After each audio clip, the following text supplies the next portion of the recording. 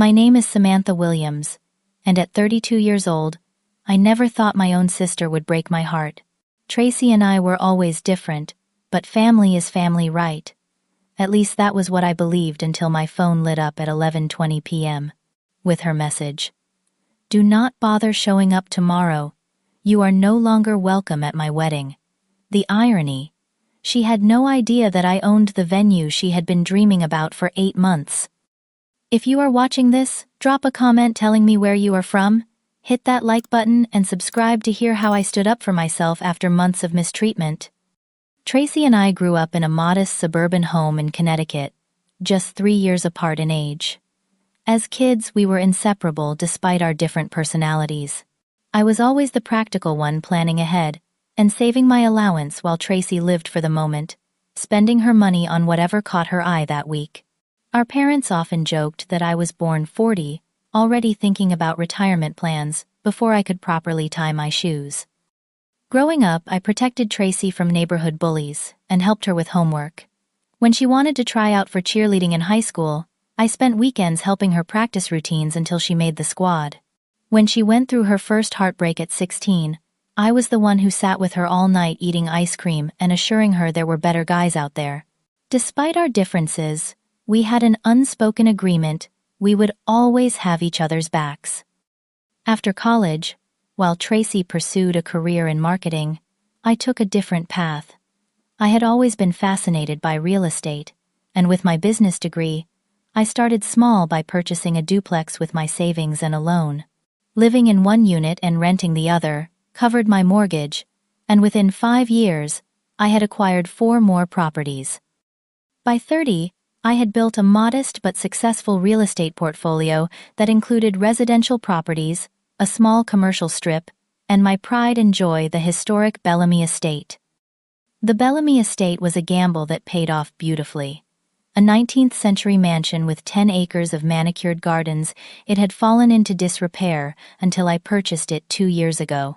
With careful restoration and a business plan focused on weddings and events, I transformed it into one of the most sought-after venues in our region. Its classic architecture, grand ballroom, and picturesque gardens made it the dream location for many brides, including, as it turned out, my sister Tracy. When Tracy got engaged to Bradley, a charming financial analyst she met at work, I was genuinely thrilled for her. We celebrated with champagne at my apartment, and she gushed about her ideas for the wedding. When she mentioned wanting a venue with old-world charm and sophistication, I kept my ownership of Bellamy Estate quiet, formulating a plan to surprise her. You know, I said casually over brunch the following weekend, you should check out the Bellamy Estate. I heard they had a cancellation for next spring. Tracy's eyes widened. Are you kidding? That place is impossible to book, unless you do it like 2 years in advance, and it is way out of our budget. I shrugged nonchalantly. Just give them a call. You never know. What Tracy did not know was that I had already spoken to my venue manager, Marion, instructing her to offer Tracy a special promotional rate that was essentially at cost. When Tracy called and was offered both an available date and a 30% discount, she was ecstatic, calling me immediately. Sam, you will not believe this. We got the Bellamy Estate. They had a cancellation exactly when we wanted, and they offered us an incredible discount because we were referred by someone. Did you know someone there? This is literally my dream venue. I played it cool. I might have a connection. Consider it part of my maid of honor gift to you. Tracy squealed so loudly, I had to hold the phone away from my ear. You are the absolute best sister ever. I cannot wait to start planning. This is going to be perfect. And for a while it was. We toured the venue together, with Marion giving us the full treatment while sending me subtle winks when Tracy was not looking. We discussed floral arrangements, lighting, and table layouts, with Tracy becoming more excited with each visit. I loved seeing her so happy and felt proud that I could help make her dream wedding possible. The first few months of planning were a whirlwind of cake tastings, dress shopping, and Pinterest boards. As maid of honor, I organized a beautiful engagement party at my home, creating personalized touches that reflected both Tracy and Bradley. Tracy hugged me tight that night, whispering, "I do not know what I would do without you, Sam." But as the wedding date grew closer, things began to change. Tracy introduced me to her bridesmaids, most of whom were her friends from college and work. Among them was Amanda, her new colleague and fast friend. From our first meeting, I sensed something off about the way Amanda looked at me, almost sizing me up with a slight smirk. "So you are the famous sister, Amanda," said, swirling her wine. "Tracy talks about you constantly." "All good things, I hope," I laughed. "Oh, mostly," Amanda replied with a smile that did not reach her eyes. As weeks passed, Tracy became increasingly focused on every minute detail of the wedding, transforming from excited bride to someone I barely recognized. She began criticizing my ideas and suggestions, often in front of the other bridesmaids. "No, Sam, we cannot do wildflowers for the centerpieces. They look messy and unplanned." "I told you I wanted structured arrangements," she snapped during one planning session, though I distinctly remembered her praising wildflower arrangements in a magazine just weeks earlier. I chalked it up to wedding stress, continuing to support her while quietly ensuring everything at the venue would be perfect. Little did I know this was just the beginning of a painful journey that would test our relationship to its breaking point. The first real crack in our relationship appeared 3 months into wedding planning. Tracy had been spending more time with her work friends, particularly Amanda, who had somehow become her unofficial wedding planning advisor, despite having never been married herself. One Saturday, Tracy invited all the bridesmaids to her apartment to discuss the bachelorette party. As maid of honor, I had already started planning a weekend at a vineyard that Tracy had once mentioned wanting to visit. I arrived early, bringing pastries and coffee for everyone excited to share my ideas. When I walked in, Tracy and Amanda were huddled over a laptop giggling. They quickly stopped when they saw me. "What is so funny?" I asked, setting down the treats. "Nothing," Tracy said dismissively, "just looking at some bachelorette ideas." I felt a twinge of hurt. Was not that my responsibility as maid of honor? I pushed the feeling aside and began setting up refreshments as the other bridesmaids arrived. Once everyone was settled, I pulled out my folder of bachelorette weekend plans. "So, I have been working on some ideas for the bachelorette weekend," I began, but Amanda immediately cut in. "Actually, we have already decided on Vegas," she announced, looking around the room with a triumphant smile. 5-star hotel VIP club access pool parties. Tracy deserves the ultimate girls' weekend before she becomes Mrs. Bradley Harrison. I looked at Tracy in confusion. "But you always said you wanted something more low-key. Remember how we talked about that vineyard tour with the private chef experience?" Tracy shifted uncomfortably. "Well, Vegas just sounds more fun, does not it?" A last hurrah before settling down. The other bridesmaids nodded enthusiastically, already discussing outfits and nightclubs. I felt completely blindsided. Not only had Tracy and Amanda planned this without me, but they had announced it as if my input was irrelevant. Later, when the bridesmaids were engaged in conversation about club attire, I pulled Tracy aside. "Why did not you tell me you wanted to change the bachelorette plans? I already put down deposits on the vineyard." Tracy sighed, as if I was being difficult. "It is my bachelorette, Sam. Vegas is more exciting than some boring wine tasting." "But you hate crowded clubs," I reminded her. "And I thought we agreed the maid of honor plans the bachelorette." "Look, just because you are my sister does not mean you automatically know what is best for my wedding," Tracy snapped. "And honestly, your ideas are a bit safe. Maybe that works for your lifestyle, but this is my one chance to have an amazing wedding experience." I stepped back, stung by her words. What is that supposed to mean, my lifestyle? "Nothing," she said quickly. "Just that Amanda understands the vibe I am going for. She is more in tune with what is trendy right now." Before I could respond, Tracy rejoined the group, leaving me standing alone in her kitchen fighting back tears. As I returned to the living room, I overheard Amanda speaking in a hushed voice. "It is not your fault, she does not get it. Some people just do not have that sense of style, you know."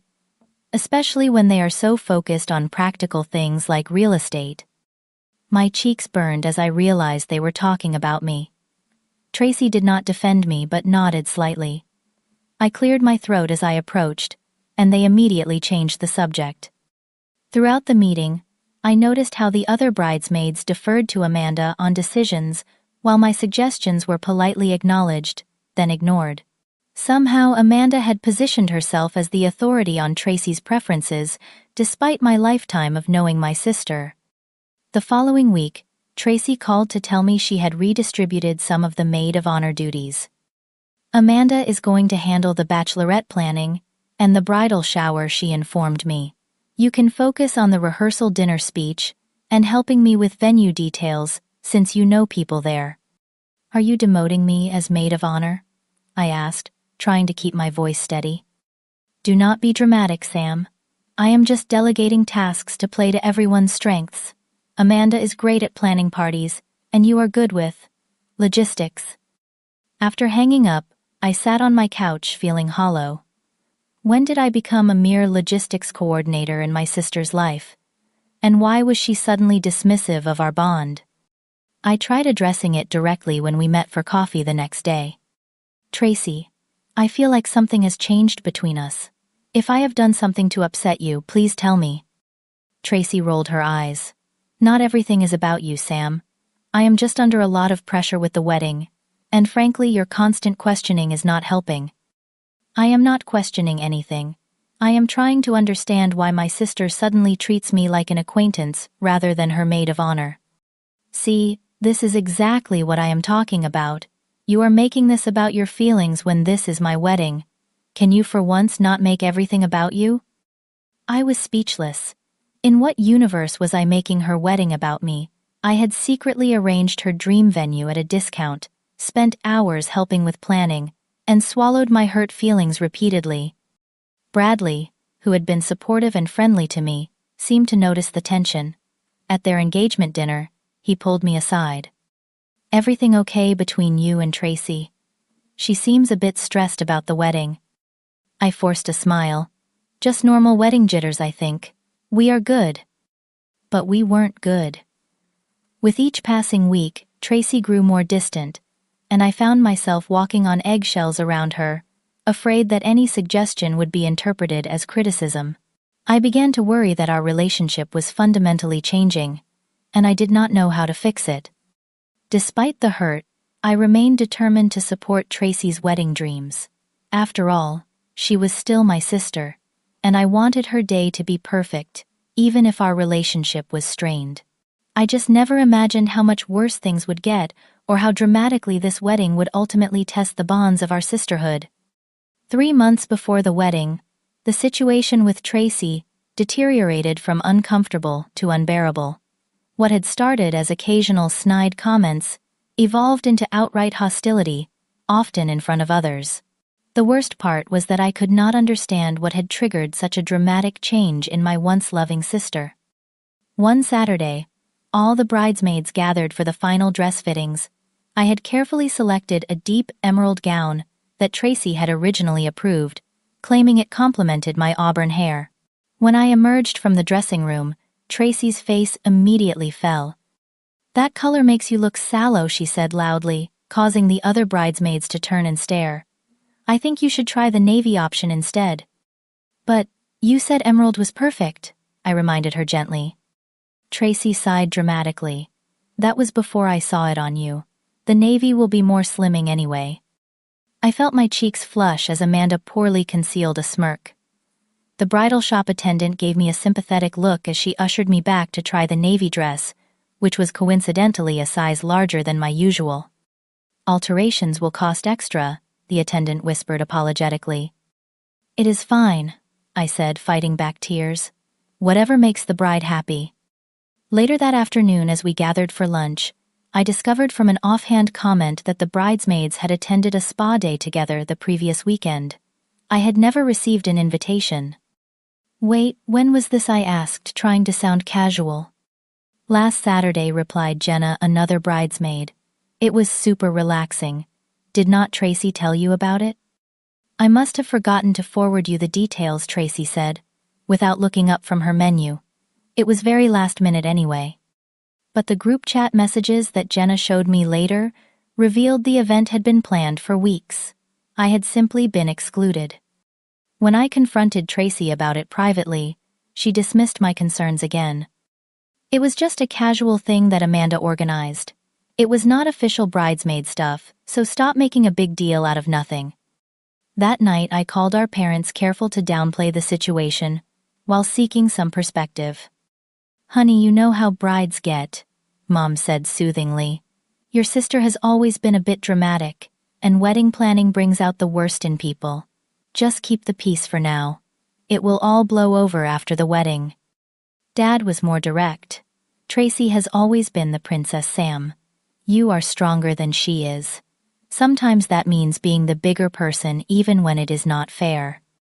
Their advice, though well-intentioned, left me feeling unsupported. Had they always seen me as the emotional caretaker of the family expected to absorb Tracy's moods without complaint? The following month brought more painful revelations. At the bridal shower, which Amanda had organized at an exclusive country club, I discovered that my role had been reduced to essentially that of a guest. My name was not on the invitation as a host. I had not been consulted on any decisions, and I was seated at a table with distant cousins rather than with the wedding party. When I arrived early to help set up, Amanda intercepted me at the door. "We have got it all covered," she said with a tight smile. "The catering staff is handling everything. Just relax and enjoy yourself." I stood awkwardly in the corner, holding my carefully selected gift, watching as Amanda directed the staff and greeted guests like she was the sister of the bride. When Tracy arrived, she embraced Amanda, warmly thanking her profusely for organizing the most perfect shower ever. During the gift opening, Tracy barely acknowledged the personalized photo album I had created, containing pictures from our childhood and special moments. Together, along with heartfelt messages from family members I had spent weeks collecting. "Oh, photos. That is nice," she said quickly, moving on to the next gift, a designer handbag from Amanda that received effusive thanks and a tearful hug. As the shower progressed, I overheard Tracy complaining to a group of her friends. "Sam is being so difficult about the wedding. Everything has to be her way, and she keeps trying to change my vision. Thank God for Amanda stepping up when my own sister could not be bothered to take her maid of honor duties seriously." I nearly dropped my champagne glass. How had I become the villain in this narrative? I had bent over backward to accommodate Tracy's every whim, swallowed my pride repeatedly, and continued to ensure her dream venue was perfect, all while being systematically pushed aside. The financial aspect was becoming concerning as well. Tracy had begun texting me with urgent requests for additional contributions to wedding expenses that had supposedly gone over budget. "Need $2,000 for upgraded linens at the venue. The standard ones look cheap in photos. Can you transfer today?" When I called the venue to inquire about the linen upgrade, Marion confirmed no such charge existed. Tracy had already been given the premium linens as part of her package. Where was this money actually going? Despite the mounting evidence that something was seriously wrong, I maintained the venue discount and continued to check in regularly with the staff to ensure everything would be perfect. Part of me hoped that if the wedding day went smoothly, Tracy and I could repair our relationship afterward. Then came the final blow before the rehearsal dinner. During a family gathering the week before the wedding, I overheard Tracy talking to our cousin Rachel in the kitchen. "Sam has always been jealous of me," Tracy was saying. "She tries to control everything about the wedding because she cannot stand that I am happy. She is 32 and completely alone. No boyfriend, no social life, just her boring properties and investments. It is actually pretty sad." Rachel looked uncomfortable. "I thought you two were close." Tracy laughed dismissively. "We were when we were kids. But she has gotten so weird about money and success. Always has to one-up everyone. Did you know? She keeps hinting that she got me some kind of special deal on the venue, as if I need her charity. Bradley and I are doing just fine financially." I backed away silently, my heart pounding. The sister I thought I knew, the one I had protected and supported all our lives, had been constructing a completely false narrative about me to our family and friends. The betrayal cut deeper than I could have imagined, and for the first time I began to question whether our relationship was worth saving at all. The rehearsal dinner was scheduled at an upscale restaurant near the Bellamy estate the night before the wedding. As the traditional host of this event, I had arranged everything down to the personalized menu cards and carefully selected wine pairings. I had spent hours writing what I hoped would be a touching speech about Tracy and Bradley, focusing on positive memories and my hopes for their future together. I arrived early to check that everything was perfect, my nerves already frayed from weeks of tension. The restaurant manager assured me all was in order, and I took a deep breath, determined to make this night special, despite everything. When Tracy arrived with Bradley and his family, she barely acknowledged me, brushing past to greet Bradley's parents, while I stood awkwardly with the welcome champagne I had arranged. As guests found their seats, I discovered that Tracy had completely rearranged the seating plan I had created. Instead of being seated at the main table with the bride and groom as tradition dictated, I was relegated to a far corner with some of Bradley's distant relatives whom I had never met. Amanda, however, was seated right next to Tracy. "There must be some mistake," I said quietly to Tracy, when I could get a moment alone with her. "No mistake," she replied coolly. "I thought you would be more comfortable there, away from the spotlight. You always say you hate public speaking." That was a complete fabrication. I had never said any such thing. Before I could respond, she was whisked away by Bradley's mother, leaving me standing alone again. During dinner, I tried to maintain a brave face, making conversation with Bradley's elderly aunt and uncle, who seemed confused about who I was.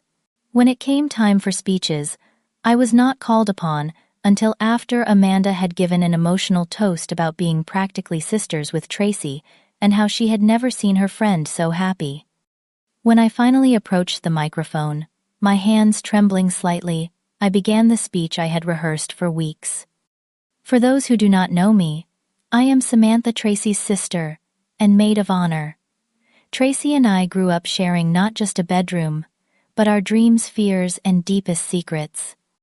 I had barely gotten through my introduction when Tracy loudly cleared her throat. "Maybe keep it short, Sam. We still have Bradley's college friends who want to speak." The room fell awkwardly silent. I felt every eye on me as my carefully prepared words died in my throat. Somehow I managed to stammer through an abbreviated version of my toast, raising my glass with a shaking hand, before quickly returning to my seat, my face burning with humiliation. As I sat down, I overheard Amanda whisper to Tracy, "Told you she would make it about herself." Tracy nodded in agreement, not bothering to lower her voice as she replied, "At least it is over now. Let us hope she does not try to give another speech at the reception." After dinner, as guests mingled over dessert, Bradley's mother approached me with a confused expression. "Samantha, dear, I wanted to ask about tomorrow. Tracy mentioned there was some tension between you two. She said you were unhappy about not being maid of honor." I blinked in shock. "What, I am the maid of honor?" She looked embarrassed. "Oh, I must have misunderstood. Tracy introduced Amanda as her maid of honor earlier and mentioned something about you stepping down due to work commitments." Before I could correct this outrageous lie, Tracy appeared, linking her arm through her future mother-in-law's. "I see you are getting to know Sam better," she said, with a tight smile. "Come on. The photographer wants some family pictures. Just the Harrison family for now," she added, pointedly in my direction. I watched as they gathered for photos, feeling completely excluded from the celebration I had worked so hard to perfect. Bradley caught my eye across the room and gave me a sympathetic look, but quickly turned away when Tracy noticed. When the evening finally ended, I was emotionally exhausted. As guests departed, I approached Tracy one last time, determined to clear the air before the wedding day. "Can we talk for a minute?" privately I asked. Tracy rolled her eyes, but followed me to a quiet corner of the restaurant's lobby. "What now, Sam? It is almost midnight, and I need my beauty sleep." "What is going on, Tracy? Why are you treating me like this? Why did you tell Bradley's mother? I stepped down as maid of honor. Oh my God. Are you seriously going to create drama the night before my wedding? This is exactly why I have been keeping my distance. You always have to make everything about you. That is not true, and you know it. I have done nothing but support you and this wedding. I even arranged for you to get the Bellamy estate at a discount. Tracy's eyes narrowed. There you go again, throwing your so-called generosity in my face. I never asked for your help with the venue. In fact, Amanda's cousin works there, and said they give that same discount to lots of people. It was nothing special. I was speechless. Not only was this completely false, but it showed how determined Tracy was to rewrite reality to fit her new narrative. Why are you doing this? I finally asked, my voice breaking. What happened to us? Nothing happened to us, Tracy snapped. You just cannot stand that I have other people in my life now. People who are actually fun and supportive, not constantly judging me, or trying to control everything. When have I ever judged you? I have been nothing but supportive. Please, she scoffed. You have always thought you were better than me with your successful business and your perfect little life. Well, guess what? I have an amazing fiancé friends who actually like me for me, and tomorrow I am having my dream wedding at the most exclusive venue in the state.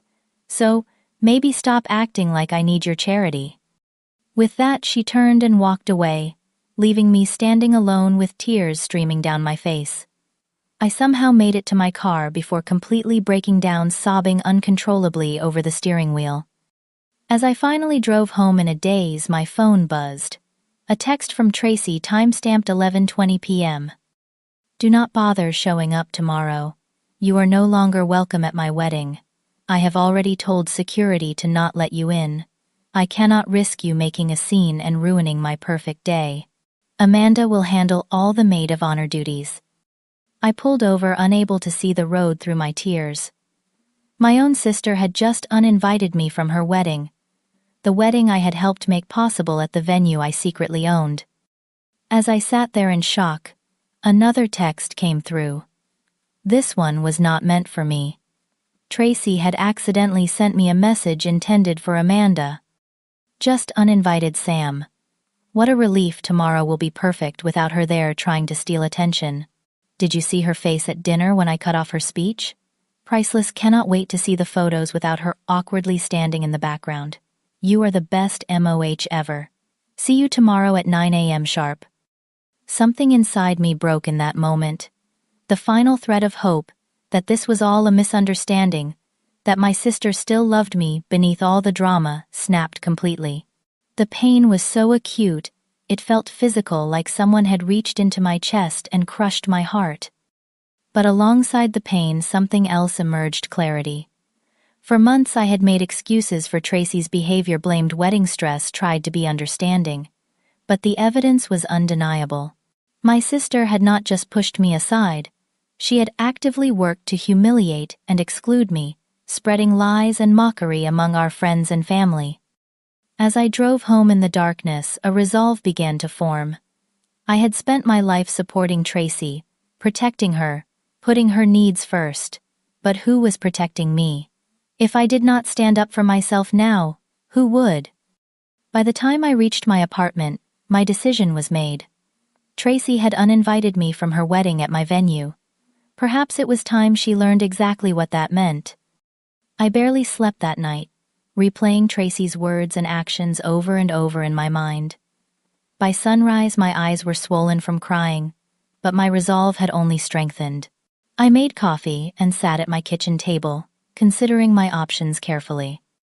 The fact was, I legally owned the Bellamy estate. I had every right to cancel any event scheduled there. But did I have the moral right to disrupt my sister's wedding, regardless of how cruelly she had treated me? I spent an hour weighing the ethical implications. This was not about revenge. It was about consequences and self-respect. Tracy had systematically dismantled our relationship, lied about me to family and friends, and ultimately uninvited me from her wedding, all while I continued to provide her with a heavily discounted dream venue that I owned. At 7:30 a.m., I made my decision. I called Marion, my venue manager. Marion, I know this is unorthodox, but I need to cancel today's Harrison wedding. There was a pause on the line. Sam, are you sure about this? Everything is already set up. The vendors will be arriving within the hour.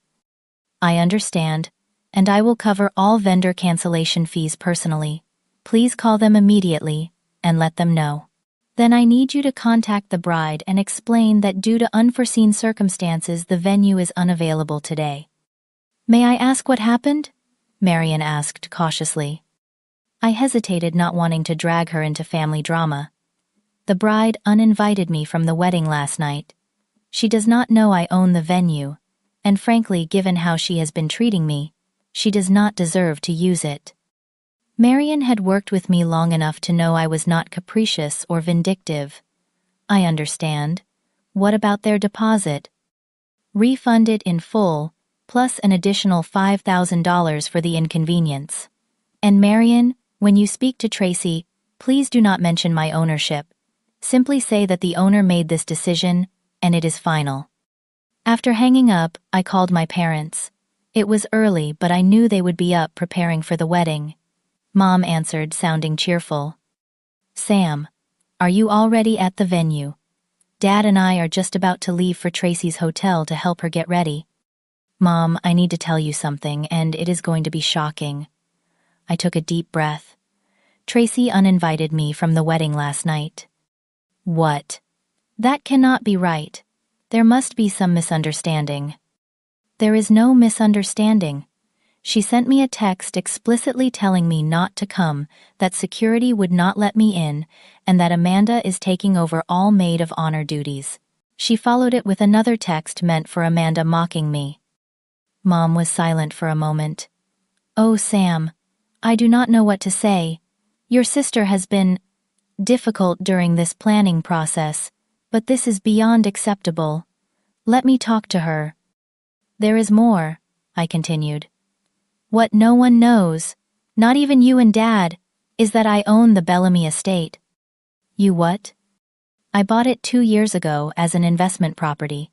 I arranged for Tracy to get a special discount as my gift to her. But after what happened last night, I have canceled the venue for today. I heard my mother gasp. Samantha Jean Williams. You cannot do that. There are 200 people coming. What about Bradley's family? What about the expense? I am refunding their money in full plus compensation. And honestly, Mom, why are you more concerned about the inconvenience to guests than the fact that your daughter has been systematically cruel to me for months, spreading lies about me to our family, and ultimately uninviting me from her wedding? Dad's voice came on the line. Sam, this is not like you. I understand you are hurt, but canceling the venue is extreme. Is it? Tell me, Dad. If one of your business partners treated you the way Tracy has treated me, would you continue doing business with them? Would you give them special discounts and bend over backward to accommodate them while they insulted you behind your back? He was quiet for a moment. No, I would not. Then why should I accept this treatment just because she is family? In fact, should not family treat you better than strangers, not worse? I could hear my parents conferring quietly. Finally, Mom spoke again. What do you want us to do, Sam? Just be aware of what is happening. Tracy will be getting a call from the venue manager soon.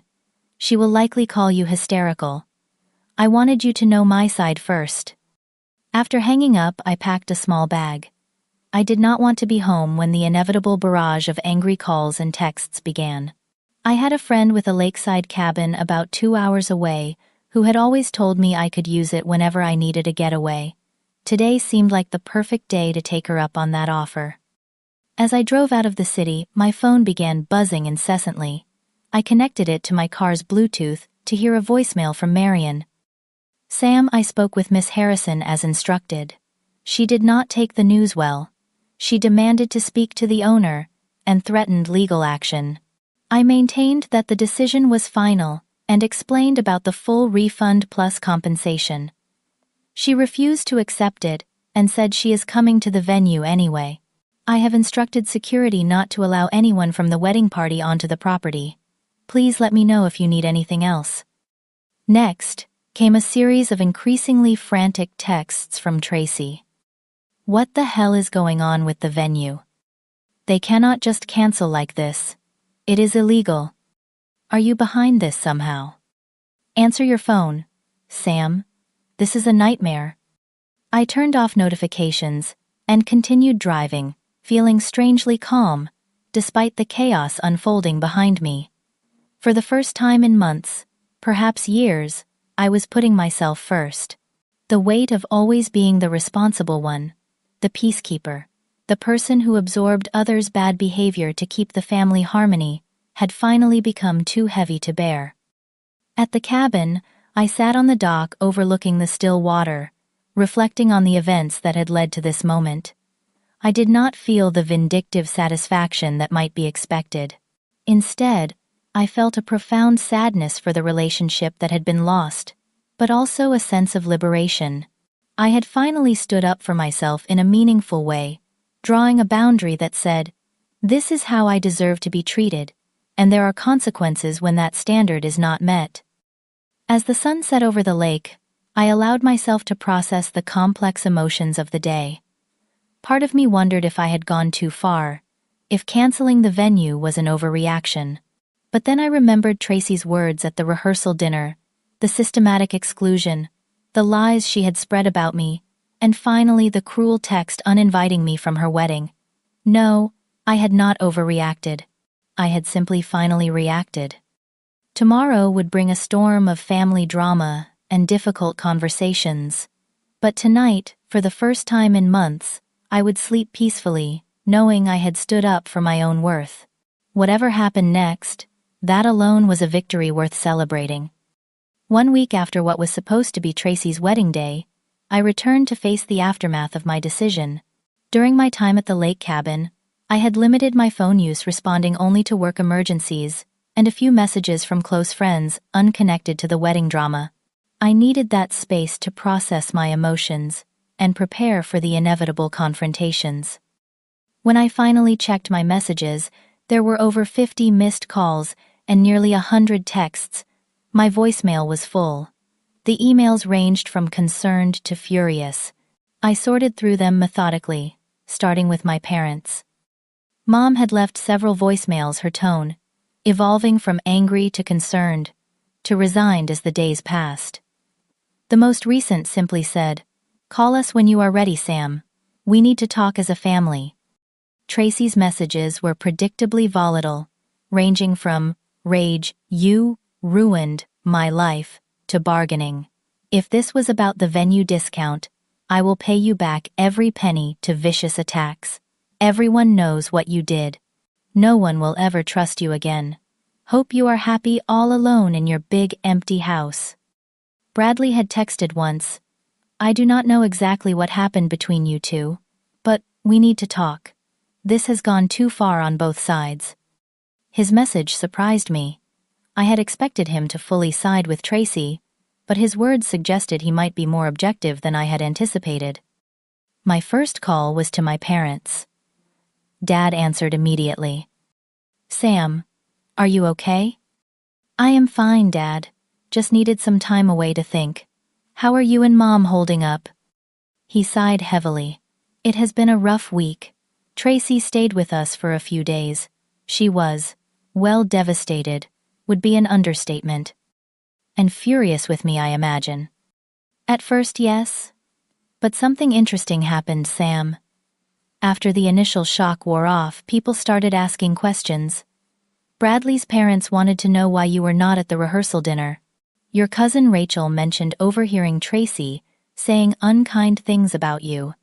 Then Amanda made some comment about you being jealous of Tracy's happiness that did not sit right with Bradley." I listened, silently surprised by this turn of events. "The truth is," Dad continued, "once people started comparing notes, a different picture emerged than the one Tracy had been painting. Not everyone is against you, Sam. Many family members were quite confused about your absence, saying you had always been the reliable one." Mom got on the line. "That does not excuse what you did, Samantha. Canceling the venue was extreme." I know it seems that way, Mom. But you did not see the text Tracy sent me or the one she accidentally forwarded that was meant for Amanda.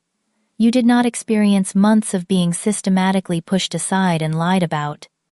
We know more now than we did then, Mom admitted. Bradley showed us the texts.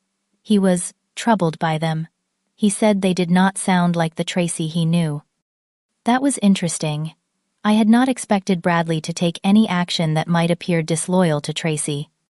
Is Tracy still planning to marry him? I asked. They have postponed, not canceled. Dad explained. Bradley suggested they take some time to regroup after all the drama. He seems like a level-headed young man.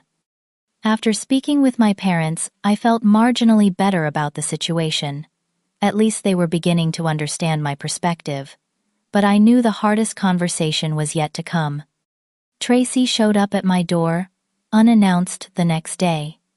When I opened it, I barely recognized my sister. Her eyes were puffy from crying, her hair pulled back messily, wearing sweatpants and a hoodie, instead of her usual carefully coordinated outfit. You own the Bellamy estate, she said flatly. It was not a question. I nodded, stepping aside to let her in. Yes. How long? 2 years. She paced my living room, arms crossed tightly. So the special discount, the available date, all of it was you pulling strings. It was meant to be my gift to you, something special that I could provide as your sister. Tracy laughed bitterly. And then you took it all away. Do you have any idea what you did? 200 people had to be called. Bradley's family had flown in from 4 different states.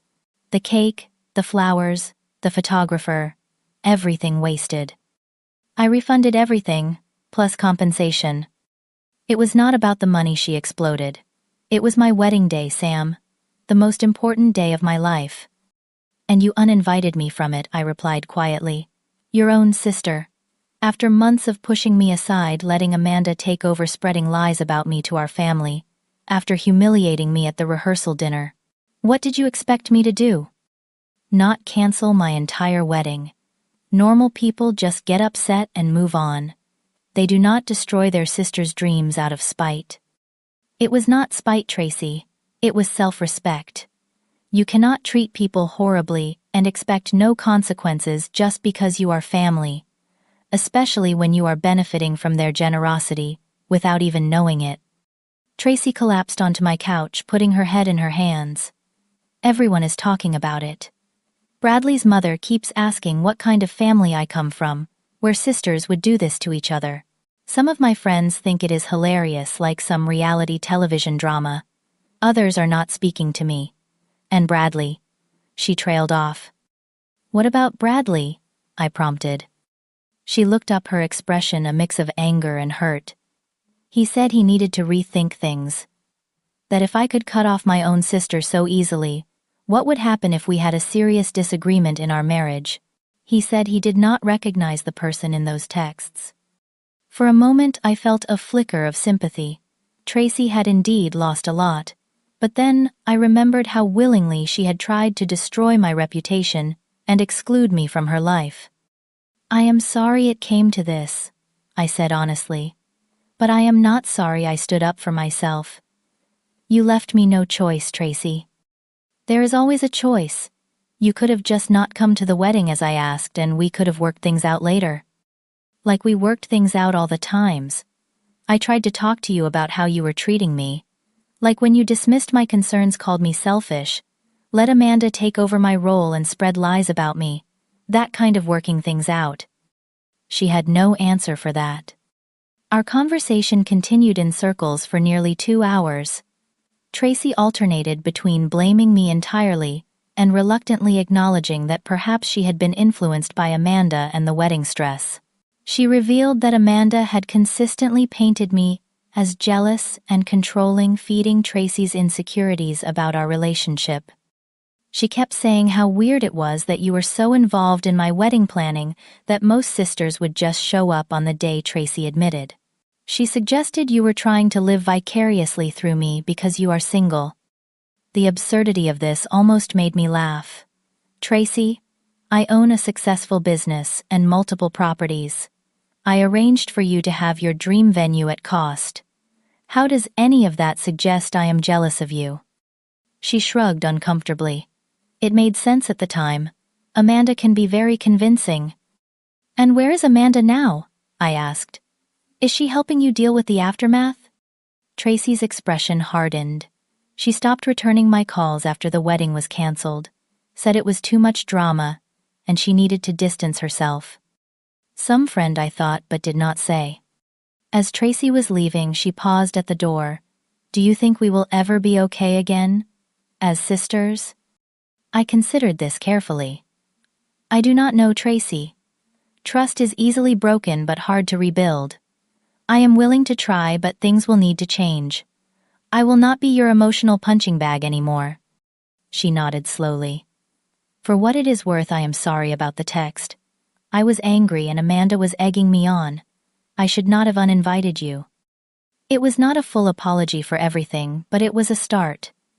As I closed the door behind her, I felt emotionally drained, but also relieved. The worst of the confrontation was over, and while our relationship remained deeply damaged, at least the truth was now in the open.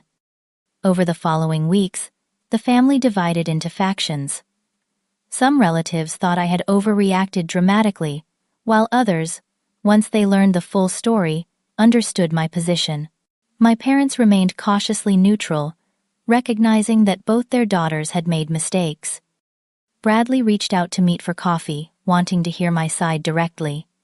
He was more thoughtful than I had given him credit for, asking insightful questions about the timeline of events and listening carefully to my answers.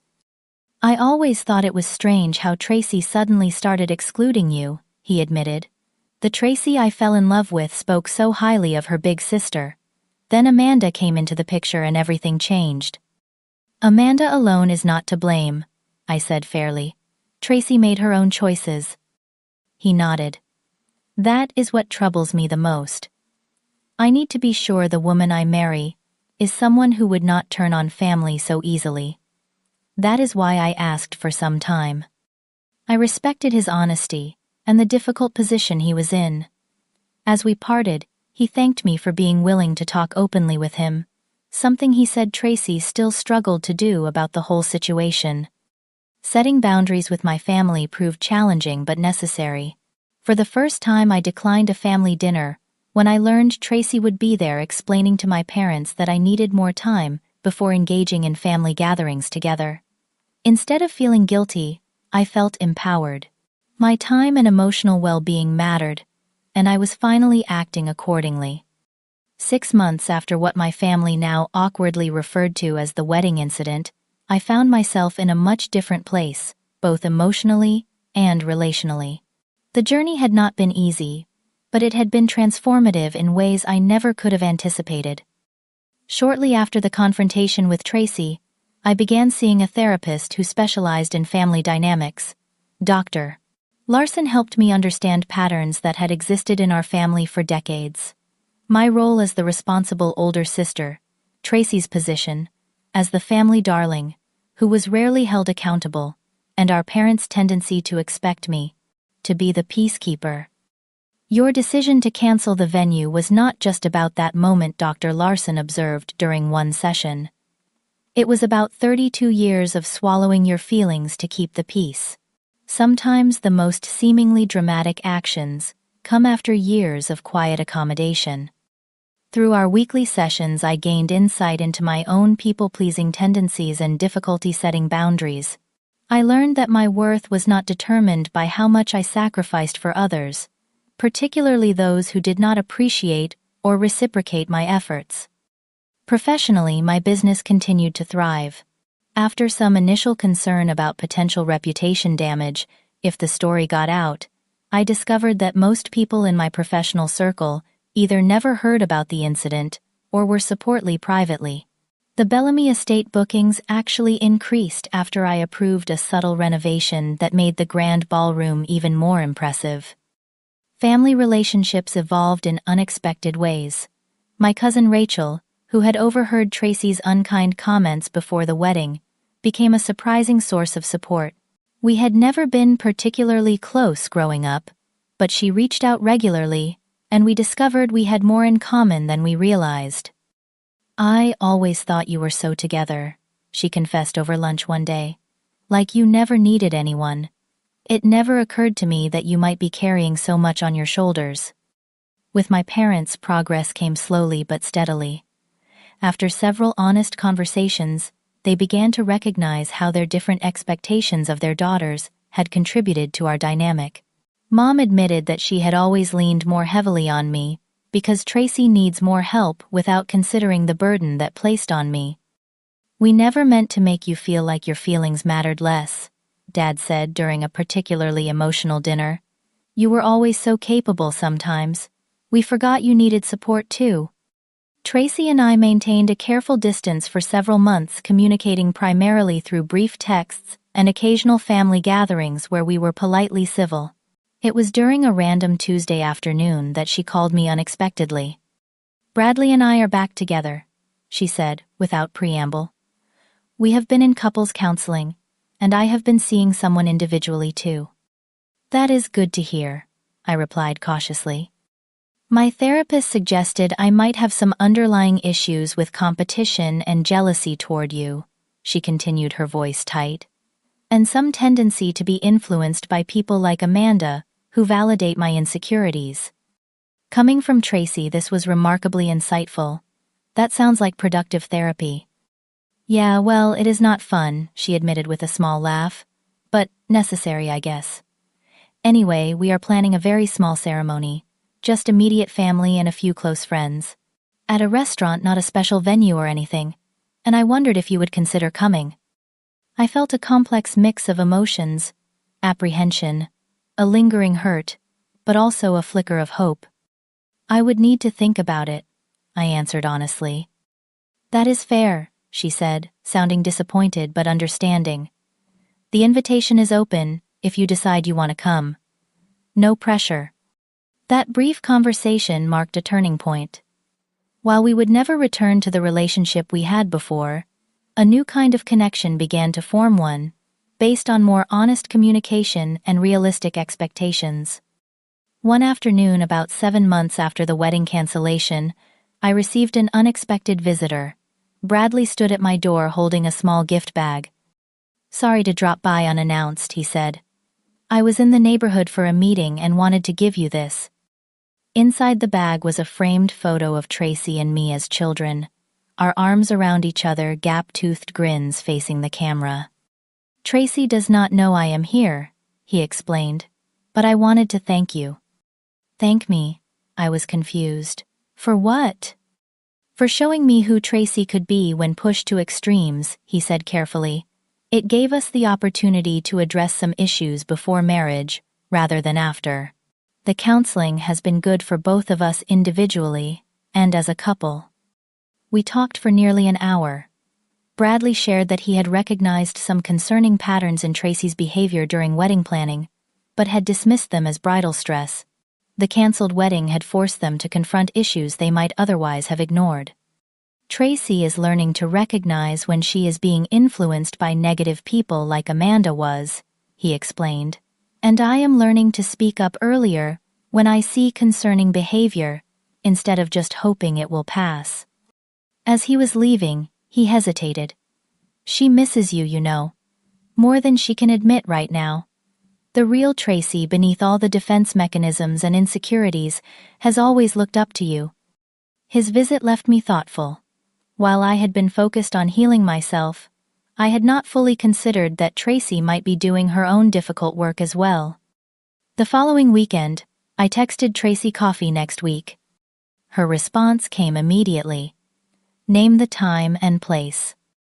Our coffee meeting was awkward at first, both of us carefully avoiding any topics that might lead to tension. But as we relaxed, Tracy said something that surprised me. I am sorry, Sam. Not just for the wedding text, but for everything leading up to it. For letting Amanda influence me against you. For taking advantage of your generosity while resenting you for it. For making you feel excluded from something that should have brought us closer. It was the comprehensive apology I had needed, but never expected to receive. I felt tears prick my eyes. "Thank you for saying that," I replied. "I am sorry too for how everything played out. Canceling the venue was extreme, even if I felt justified." She nodded, wiping away her own tears. "Maybe we both learned something about ourselves. I learned I can be easily influenced by people who feed my insecurities. You learned you can only take so much before you break." We were not magically healed, but it was an honest beginning. In the year since the wedding that never happened, I have built a life that feels more authentic and balanced. I have cultivated friendships with people who appreciate boundaries and reciprocity. I have learned to speak up earlier when something bothers me, rather than letting resentment build. Most importantly, I have recognized that standing up for myself is not selfish, but necessary. Tracy and Bradley did eventually marry in a small, intimate ceremony. I attended not as a bridesmaid, but as a supportive sister finding her way back to family. It was not perfect, but it was real and honest, in a way the original wedding plans never were. The greatest lesson I learned through this painful journey was that true strength is not found in endless accommodation of others at your own expense. Real strength lies in knowing your worth and requiring others to honor it. Sometimes the most loving thing you can do both for yourself and others is to establish consequences when boundaries are crossed. Family relationships are complex, often laden with patterns established in childhood that no longer serve us as adults. Breaking those patterns is painful, but ultimately liberating. While my relationship with Tracy will never be what it once was, perhaps it can become something more authentic and sustainable. Have you ever had to set a difficult boundary with someone you love? What did you learn from the experience? I would love to hear your stories in the comments below. If this resonated with you, please like and subscribe for more real-life experiences and lessons learned the hard way. Thank you for listening to my story, and remember that standing up for yourself is not just your right, it is essential to your well-being and the health of your relationships.